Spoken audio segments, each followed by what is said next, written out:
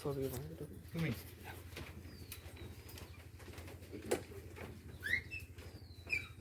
আমরা সবাই মুখ করব, কারণ সবাই পাওয়া পাওয়া রয়েছে। কিসের চিহ্ন করি পিতা পুত্র পবিত্র সর্বশক্তিমান পিতা ঈশ্বর, স্বর্গ তোমার সিংহাসন, পৃথিবী তোমার পাদপীঠ, সারাটা দিনের মাঝে এই দুপুরে তোমার চরণ তলে আমরা বসতে সুযোগ পেয়েছি পিতা, তাই তোমাকে ধন্যবাদ দেই। তুমি ধন্য ধন্য তোমার নাম।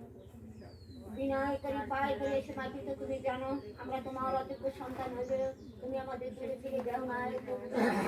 দিনের পর দিন রাতের পর রাত কত সুন্দর ভাবে রাখিয়েছ পিতা, তাই তোমাকে ধন্যবাদ দেই।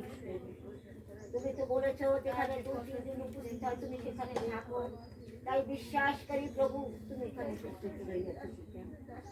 দয়াময় যিশু, আমাদের সম্মুখে সেই বিরাজ ভাইকে সুন্দর বাক্য বলেছে, সেজন্য তাহাকে ধন্যবাদ দেই।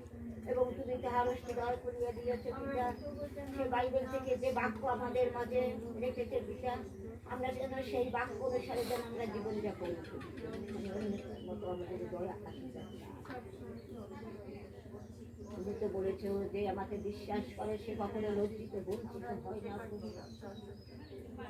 এবং এইটা যে পরিচালনা করে সেই ধারণা গুলোকে তুমি আরো জ্ঞান তুমি দান করো, ধৈর্য সহ্য প্রভু, সেজন্য আমাদেরকে আরো সুন্দরভাবে পরিচালনা করতে পারে এমনি করে তুমি আশীর্বাদ করো।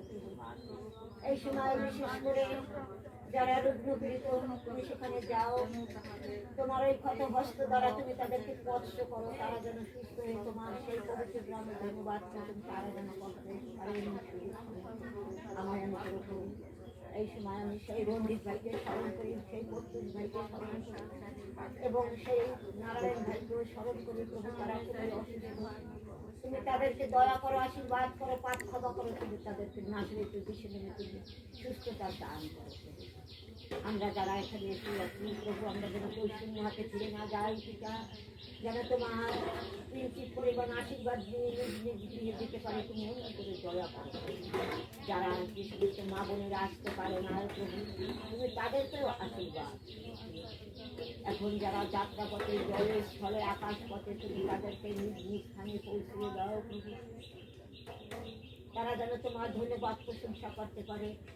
আমরা এই শুনতে পেলাম প্রভু যেখানে সেই ভূমিকম্প হয়েছে প্রভু, তুমি তাদের আহার বস্ত্র দিয়ে প্রতিপালন করো প্রভু।